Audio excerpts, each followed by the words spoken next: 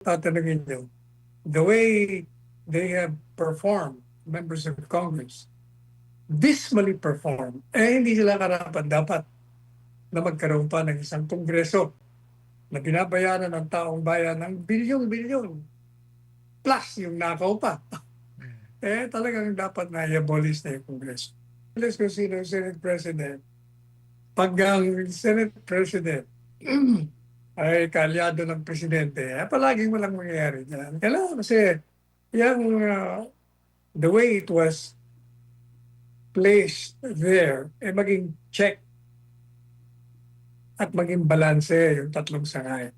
Pero ang nangyayari, executive kontrolado ang kongreso Hindi naman naging check Kaya kahit na sinong ilagay mo dyan, kay babae, kay lalaki, basta kaalyado ng presidente, palaging ang masusunod ng presidente.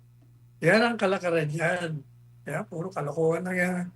Yung mga labanan na yan. Gusto lang yan, ang gusto ng mga yan, yung pristero na naging Senate President, may record sila, may credential na nakaupo sila. At saka, syempre, yung mga benefit. Pero kung ako tatanungin nyo, the way they have performed, members of Congress, dismally performed, hindi sila karapat dapat na magkaroon pa ng isang kongreso na binabayaran ng taong bayan ng bilyon-bilyon plus yung nakaw pa. Talagang dapat na i-abolish na yung kongreso.